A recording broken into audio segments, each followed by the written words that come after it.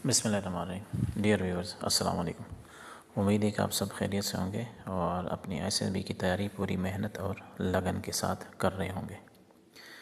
हमारी पिछली video SSB के सब ग्रुप प्रेस टास्क जो कि जिसे SGRT भी कहते हैं के बारे में थी, और उस वीडियो में आपको उसकी डिटेल गाइड्स दी थी 3D सिमुलेशन के साथ, और सक्सेस के बारे में आप लोगों को टिप्स दी थी कि आपने किस दुरुस्त हिकमत अमली के साथ इसको करना है। आज की हमारी जो वीडियो है वो हाफ ग्रुप टास्क के बारे में है। इस वीडियो में हम आपको सबसे पहले बताएंगे इसका इंट्रोडक्शन, उसके बाद फिर कंडक्ट प्रोसीजर, फिर रूल्स, HGT के क्या रूल्स हैं, और हाफ ग्रुप टास्क के जो इलस्ट्रेशन है वो आपको बताएंगे कि एक्चुअली ये होती कैसी है।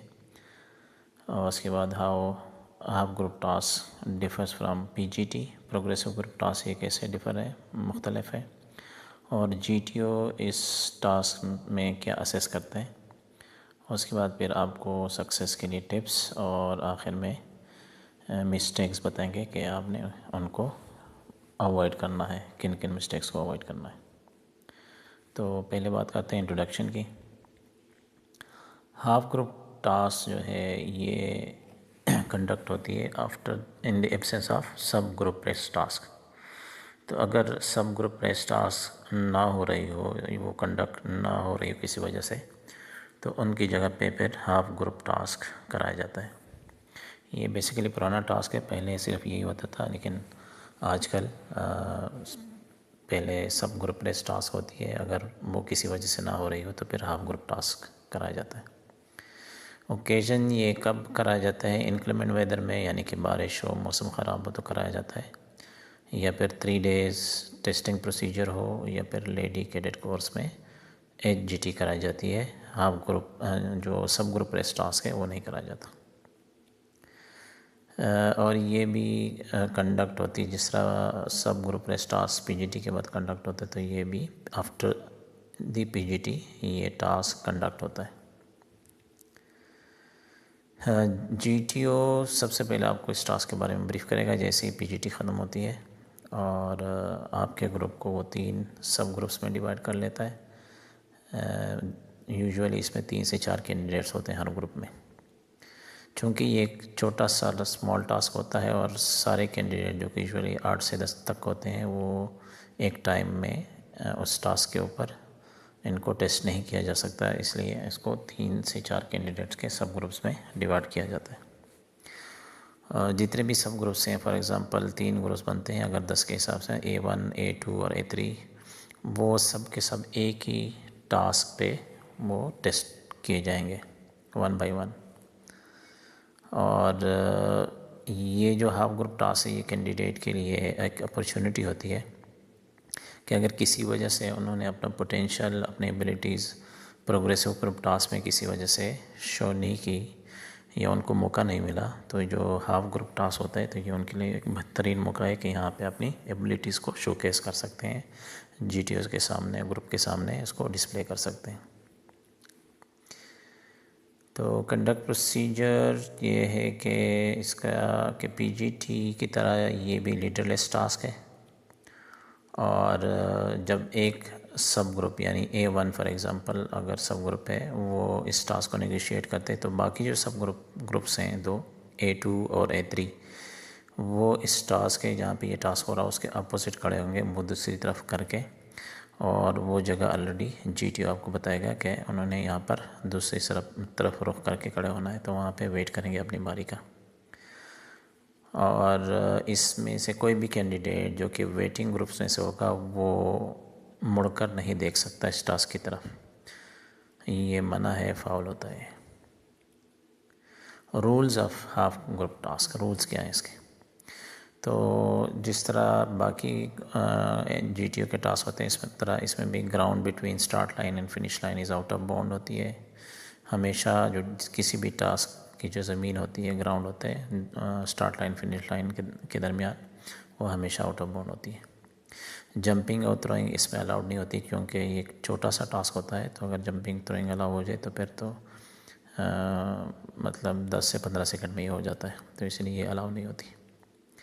रेड कलर जो होता है, जहाँ जहाँ पे टास्क में आपको रेड कलर नज़र आएगा तो वो आउट ऑफ बाउंड होते हैं मेन और मटेरियल के लिए। ग्रीन कलर्स इनबाउंड होते हैं जहाँ जहाँ पे हो मेन और मटेरियल के लिए।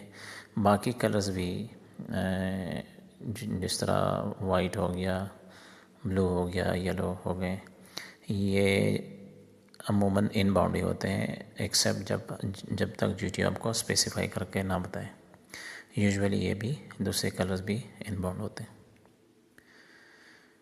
रेड एंड वाइट कलर जो स्ट्रेट लाइन होती है, सीधी लाइन होती हैं, वो अमूमन वो सिर्फ मटेरियल के लिए ही आउट ऑफ इनबाउंड होते हैं, यानी उस पर आप सिर्फ अपना मटेरियल रख सकते हैं। लेकिन वो रेड एंड वाइट लाइन जो का डायगोनल हो, वो सिर्फ ड्रम्स के लिए इनबाउंड होती है। वो उस पर आप बाकी सामान नहीं रख सकते, सिर्फ ड्रम्स ही रख सकते हैं उस पर। तो ये डायगोनल का और स्ट्रेट लाइन का आपने ख्याल रखना है। इसके अलावा जो डिच होता है, तो उसका जो अंदर वाला हिस्सा होता है वो इनबाउंड होता है सिर्फ ड्रम के लिए। आउटर एरिया डिच का यूजुअली रेड ही होता है, तो आउट ऑफ बाउंड होता है। उसका जो अंदरूनी हिस्सा होता है या तो वाइट होगा या ग्रीन होगा, और ग्राउंड इनसाइड द डिच वो सिर्फ ड्रम के लिए ही इनबाउंड होता है। और इस टास्क छोटा सा टास्क होता है, तो इस टास्क का टाइम भी टोटल 8 मिनट्स होता है फॉर एवरी सब ग्रुप। तो हर जो सब ग्रुप होगा उसको 8 मिनट का टाइम दिया जाएगा इस टास्क को मुकम्मल करने के लिए। एग्जाम्पल ऑफ HGT, तो ये इलस्ट्रेशन की मदद से अभी मैं आपको बताऊंगा। जिस तरह ये इस तरह स्टार्ट लाइन होती है, वाइट होती है, ग्रीन होती है, उसके सामने आपका मटेरियल होगा। जिस तरह इस टास्क के सामने आपका एक ड्रम है और 2 प्लैंक्स हैं। इसी तरह फिनिश लाइन होती है, तो ग्राउंड बिटवीन दीज 2 लाइन जो कि फिनिश लाइन है और स्टार्ट लाइन है, ये आउट ऑफ बाउंड होती है सामान के लिए भी और आपके लिए भी। और इनके दरमियान जो रेड सरफेसेस या प्लेटफॉर्म्स नहीं होती, जो कि जिनका कलर रेड ना हो, दूसरे कलर्स के होते हैं, वो यूजुअली इनबाउंड होते हैं। जिस तरह ग्रीन है तो ग्रीन इनबाउंड है। और अगर कोई डिच है इस तरह दरमियान में, तो डिच का जो अंदर वाला हिस्सा है जो कि वाइट होता है और ग्राउंड इनसाइड द डिच, वो सिर्फ और सिर्फ ड्रम्स के लिए इनबाउंड होता है। जंपिंग और थ्रोइंग अलाउड नहीं होती इसमें। तो HGT कैसे PGT से मुख्तलिफ है, तो एक तो साइज़, ग्रुप साइज़ का मसला होता है। ग्रुप साइज़ के लिहाज से मुख्तलिफ है। जो हाफ ग्रुप टास्क होता है वो चूँकि स्मॉलर ग्रुप पर मुश्तमिल होता है, तो इसीलिए कैंडिडेट्स के पास ज़्यादा ज़्यादा चांस होता है कि वो अपनी अपॉर्चुनिटी उनके पास होती है कि वो अपने आप को बता सकें, दिखा सकें कि उनमें एबिलिटीज़ हैं, आउटशाइन कर सकते हैं अपने ग्रुप में, क्योंकि वो ग्रुप छोटा सा होता है। कम्प्लेक्सिटी इसमें नहीं होती कंपेयर टू PGT कम्प्लेक्स होता है, का टास्क जो है ना काफ़ी कम्प्लेक्स होता है और लंबा होता है। तो ये सिंपल सा और शॉर्टर सा टास्क होता है, कम्प्लेक्सिटी इसमें नहीं होती। जो GT के लिए भी और इंडिविजुअल कैंडिडेट के लिए भी ये एक अपॉर्चुनिटी होती है। GTO इसको अच्छे तरीके से कैंडिडेट को ऑब्ज़र्व कर सकता है, और जो इंडिविजुअल कैंडिडेट है वो अपने आप को दिखा सकता है GTO के कि उसमें ये एबिलिटी है। तो ये 3 बुनियादी रीज़न है। और बेसिकली ये हाफ ग्रुप टास्क बनाने का मकसद ये था SSB में कि अगर कुछ कैंडिडेट जो किसी वजह से प्रोग्रेसिव ग्रुप टास्क में सही तरीके से परफॉर्म ना कर सके या उनको मौका नहीं मिला, तो उनको हाफ ग्रुप टास्क में मौका दिया जाता है कि वो परफॉर्म कर लें वहाँ पे जो कोई कर सकता है। तो ये एक एडिशनल अपॉर्चुनिटी होती है कि यहाँ पे आप अपने आप को प्रूव कर सकते हैं। तो what GTO assesses in half group task, GTO क्या असेस करता है इस टास्क के ज़रिए।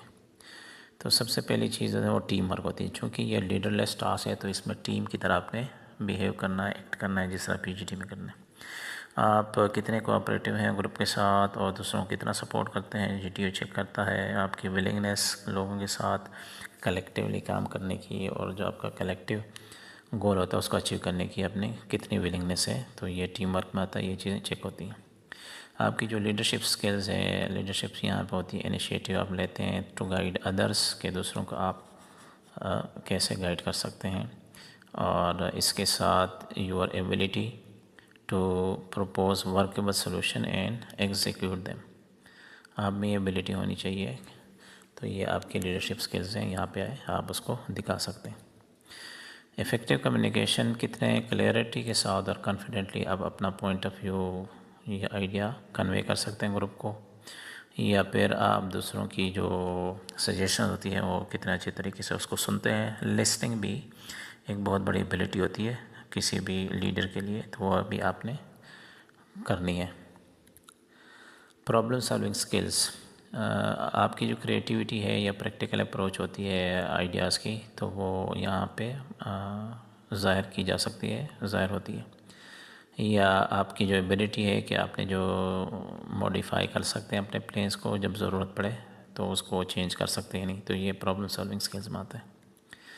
डिसीजन मेकिंग अंडर प्रेशर, चूँकि टाइम उसमें कम होता है, प्रेशर होता है, आपने करना होता है, कोई लीडर नहीं होता, आपने बतौर लीडर भी उभरना है, तो आप काम रहें इस प्रेशर वाले टाइम में और डिसीजन भी लें, ग्रुप को भी साथ लेके चलें। तो ये डिसीजन मेकिंग अंडर प्रेशर ये GTO चेक करता है। रूल्स आप कितना फॉलो करते हैं, और बाकी जो आपका ग्रुप होता है उनको भी रूल्स को फॉलो करने के लिए इनकरेज करते हैं। तो ये भी रूल्स की इम्पोर्टेंस GTO के टास्क में बहुत ज़्यादा होती है, क्योंकि जो लिमिटेशन और जो रिसोर्सेज वो आपको देगा, आपने उन्हीं को यूटिलाइज़ करने, उन्हीं लिमिटेशंस के अंदर रहकर आपने वो टास्क कंप्लीट करना होता है।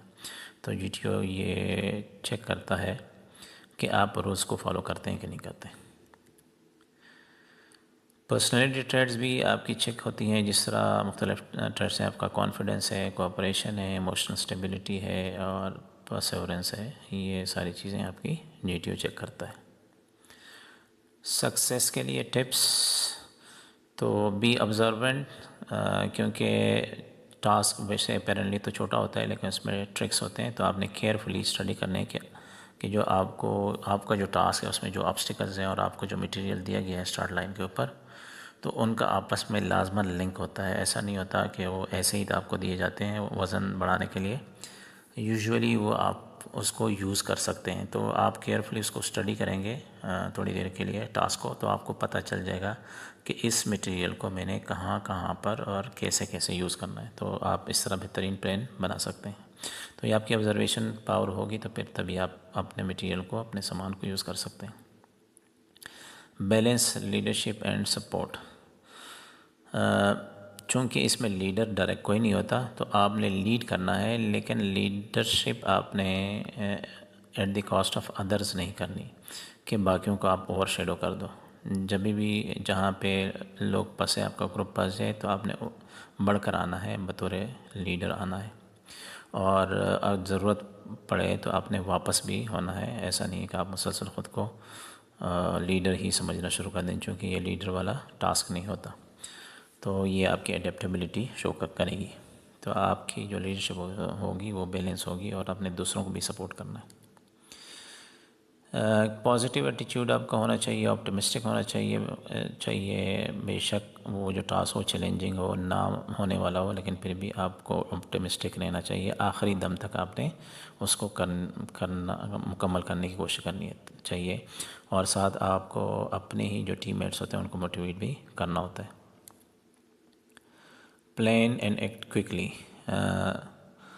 बहुत ज़्यादा टाइम नहीं लगाना, आपने क्विक और प्रैक्टिकल स्ट्रेटजीज़ बनानी होती है, और अननेसेसरी डिले ना करें। ऐसा ना हो, ओवर थिंकिंग भी इसको कहते हैं, कि आप स्टार्ट लाइन के ऊपर ही 3-4 मिनट गुजार दें, और आपका जो कीमती वक्त है जो आपके एक्शन का होता है वो आप सिर्फ प्लानिंग में ही लगा दें। तो आपने प्लान भी बनाना है और उसको क्विक बनाना है और इम्प्लीमेंट करना है।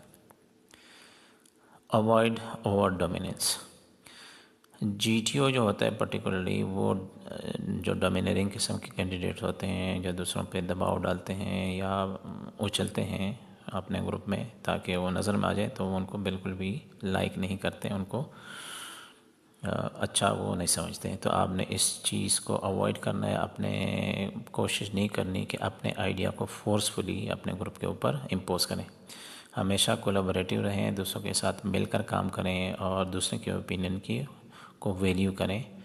तो ये आपके लिए बेहतर रहेगा। कॉमन मिस्टेक्स हैं, कुछ मिस्टेक्स हैं जो अमूमन कैंडिडेट्स करते हैं, उनको आपने अवॉइड करना है। और उसमें जो है ब्रेकिंग द रूल, सबसे पहले आपने कभी भी जो आपको आउट ऑफ बाउंड एरियाज़ दिए गए हैं, जो लिमिटेशन दिए गए हैं, उनको आपने ब्रेक नहीं करना, उनको तोड़ना नहीं है। और मटेरियल और चीज़ें जो हैं जो उसको आपने मिस यूज़ नहीं करना। पुअर कम्युनिकेशन, या तो आप बिल्कुल बोले ही ना, या फिर बहुत सख्ती के साथ बोलें, तो ये दोनों जो कम्युनिकेशन के पुअर कम्युनिकेशन में आते हैं। तो आपका जो आइडिया होता है वो आप उसको बताएं क्लैरिटी के साथ, और मतलब बहुत ज़्यादा ज़ोर भी ना दें और बहुत बिल्कुल आप खामोश भी ना रहें। तो आपकी कम्युनिकेशन जो है ना पुअर कम्युनिकेशन नहीं होनी चाहिए, क्लैरिटी के साथ होनी चाहिए। इनएक्टिव ना रहें, बिल्कुल आप साइड पे खड़े हैं, हाथ पे हाथ रख कर बैठे हुए हैं, या बिल्कुल पीछे खड़े हैं, सामान के साथ खड़े हैं और कुछ नहीं कर रहे, या आप तब मूव कर रहे हैं जब आपको कोई बताते हैं। आपने बिल्कुल इनएक्टिविटी नहीं करनी, आपने लाजमन उसमें एक्टिव होना है और एक्टिविटी भी पॉजिटिव करनी है। डोमिनेंस को आपने अवॉइड करना है, और डोमिनेंस बिल्कुल नहीं करना। बॉसी एटीट्यूड या दूसरे के सजेशन को डिसमिस करना या ना मानना, ये काम आपने नहीं करना, इसको अवॉइड करना है। निगलेक्टिंग टीम वर्क, चूँकि ये लीडरलेस टास्क होता है और इसमें टीम वर्क से ही आपने आगे उसको लेके जाना होता है।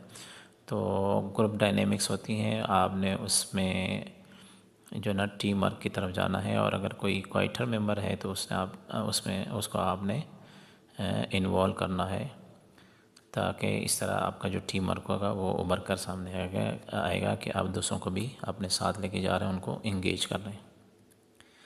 पैनिक नहीं करना, अक्सर लोग प्रेशर के दौरान गुस्से में आ जाते हैं, हड़बड़ा जाते हैं, उनको समझ नहीं आती कि क्या करें, ख्वाह वो उनकी अपनी मिस्टेक हो या टीममेट की मिस्टेक हो। तो वो अपना कंपोजर जो होता है वो लूज़ कर जाते हैं, एग्रेशन दिखाना शुरू कर देते हैं, गुस्से हो जाते हैं, अजीब तरह की आवाज़ें निकालते हैं। आपने बिल्कुल ये काम नहीं करना, काम रहना है, कंपोज रहना है। ओके लेडीज़ एंड जेंटलमैन, उम्मीद है कि इस तफसीली वीडियो से आपको हाफ ग्रुप टास्क के बारे में तमाम मालूमात मिल गई होंगी, और अब आप इस टास्क को सही तरीके से करने के एहल हो जाएंगे। अगर आपको कोई कन्फ्यूजन है या फिर मज़ीद मालूमात हासिल करना चाहते हैं तो आप कमेंट सेक्शन में पूछ सकते हैं। इंशाल्लाह हमारी अगली वीडियो कमांड टास्क के बारे में होगी। तब तक इजाज़त दीजिए, लेकिन जाने से पहले इस वीडियो को लाइक और शेयर कीजिए। साथ ही इस चैनल को सब्सक्राइब और बेल आइकन को प्रेस कीजिए, ताकि हमारी आने वाली हर वीडियो आप तक बर वक़्त पहुँच सके और आप अपनी ISSB की तैयारी मुफ्त और दुरुस्त तरीके से कर सकें। तो तब तक इजाज़त दीजिए। Best of luck and happy learning.